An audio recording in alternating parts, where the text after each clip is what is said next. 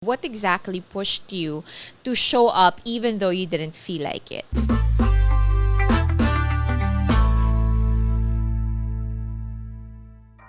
There are times talaga wherein you just don't feel like, showing up for things that you need to do, yung mga usual mong kailangan gawin.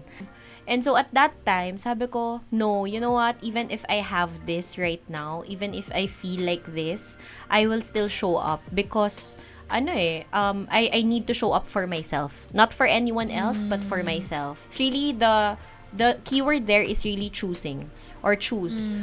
Because kung nandun ka sa point na yon wherein, you have to like choose kung tatamarin ka or you're gonna move, you are responsible for the choices that you're gonna make eh.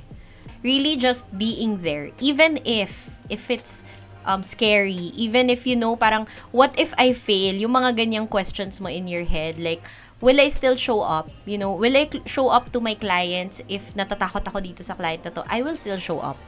Will I show up if yung boss ko, feeling ko papagalitan lang ako today, magli-leave na lang ako. 'Di ba? But you can still choose to show up.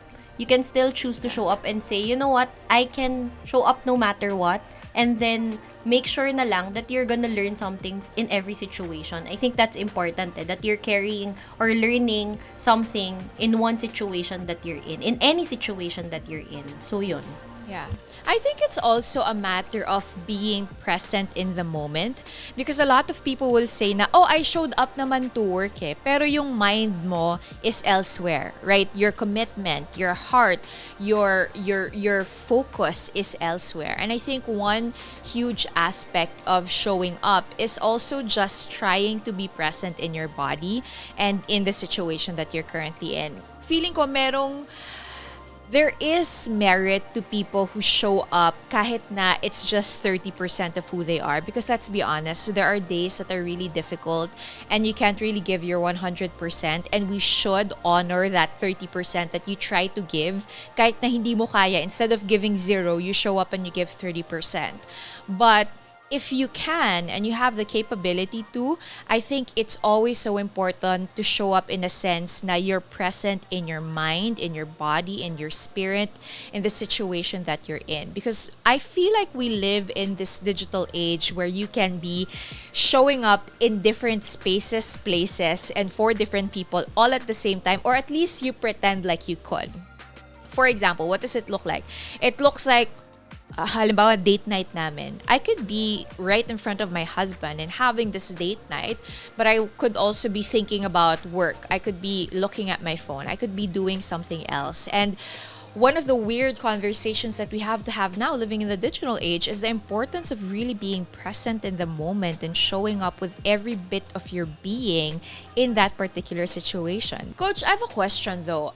Let's be honest. I mean, there will be days when you don't feel like showing up. Like that particular day when you posted that, when you were working out and showing up for your health, but you weren't really in that headspace to do that. What are some of the practical tips that you can give us to really start being present and showing up even on difficult days? Yeah, 2 tips. I think the first one is just really anchor everything you're doing in your purpose. Why you're doing what you're doing. Number 2 is practice consistency. It's really about consistency, and parang it becomes a habit eventually. Even if magiging autopilot na siya sa'yo. Para when you show up, it's gonna be natural already. Even if, diba, there are days na you don't feel like it. If I may add to that, something that we constantly talk about here on the podcast with regards to being more productive is the idea of forcing it for 5 minutes. And I remember I would constantly talk to my listeners and I'd say, you know what, if you need to do something, show up for something that you know is good for you or is good for the community that you belong to, but you don't feel like doing it at that moment kasi mentally exhausted ka probably, diba? Or talagang tinatamad ka lang, or wala ka sa headspace to be present for yourself and for others. Yeah. I would say force it for 5 minutes. Another thing that I want to add, Coach Shani, which I know you will agree with, is to have a community of like-minded, driven people. Because whenever you feel like you don't want to show up or nahihirapan ka to do the work that you know you should be doing, you can always go to your group chat, you can always call them up, you can always message them and ask them about, okay, how do I do this? You are the average of the 5 people you're always with, right? So, create that space for you. You know, you're constantly giving yourself to other people, 'di ba? Kasi of the line of work that we do, and anybody, 'di ba? Kung ano man yung industry mo, you're constantly giving a part of yourself, of who you are, to the people that you serve, to the company that you serve, the clients that you have. And if you don't fill yourself then with other things, whether it's new knowledge, new information, new ideas, then at some point you will run out. And I honestly believe that this is where burnouts are formed and born, when you constantly give yourself to other people pero you don't do mindful filling of yourself. Diba? Lagi nating naririnig yun na an empty cup cannot pour anything. But it's so true in all regards. Kahit na mga 'di ba, ibang tao na ibang industry pa sila or iba pa yung viewpoint nila in life, you won't really have good conversations, new ideas, or grow as a person unless talagang mindful ka about putting new things in your heart and in your head. Coach, let's then talk about some of the things that keep us from showing up for ourselves and for our communities. I feel like, you know, there are a lot of things that stop us, katulad ng insecurities natin, o kaya naman circumstances natin. A lot of people would message me here on the podcast and tell me that, you know, I want to excel in my work, but now it's even harder because I have to live with my family, you know, you have to share space with other people. It's so hard, it's so difficult.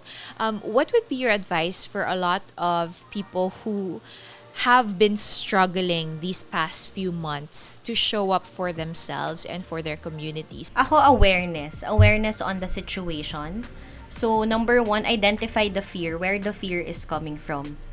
'Diba? If you identify where the fear is, for example, fear to fail. Alam mo 'yon, baka pag nag-attend ako ng meeting, magsalita ako, mali naman yung masabi ko, yung mga ganyan. Fear of rejection.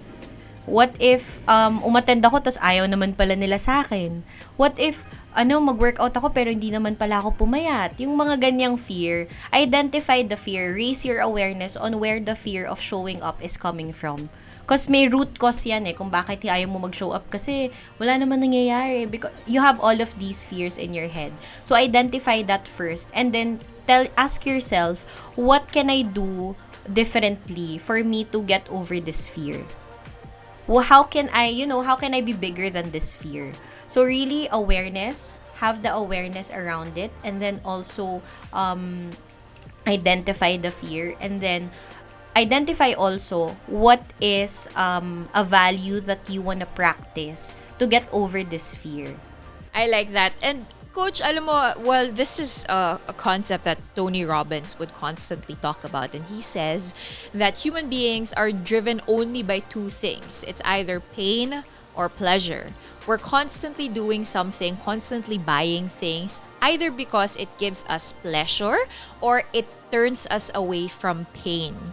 So that's why it's so important to be self-aware, because you have to identify then, ano ba yung mga bagay that gives me pleasure for one, or at least ano ba yung mga bagay that will take me out of the pain that I'm currently feeling, right? So when you know those things, when you know where your pleasures and your pains lie, mas madali for you to show up for yourself kasi alam mo na what you're running towards or what you're running from. So if you're coming from the space of, yung catapult mo to get to, or why you're doing what you're doing is blame or anger, or like, alam mo yun, papakitaan ko tong boss ko, na kaya ko to. Alam mo yun, pag ganun parang mas tatamarin ka Mas wala kang deep hugot kung bakit mo talaga ginagawa. Kaya importante talaga yung purpose. We don't really think so much about the competition and what other people are doing with the work that they have, even if they are our direct competitors. But we think about the long game. Where does my purpose lie? Why am I showing up for myself and for my community? And where can I take this further down the line? Instead of, hindi, I'm just gonna lose the certain amount of pounds. Hindi, I'm just gonna cut out meat. 'Di ba? Parang ano yung bigger reason for it? 'Di ba? People think that big changes come from these grand, profound differences and steps that you take in your life. But in reality, the biggest of changes will only happen if you're willing to be consistent in the small steps that you take every single moment and every single day. Before you can become eloquent and articulate and the most profound person in the room, you have to first read that first chapter in that first book. That's it.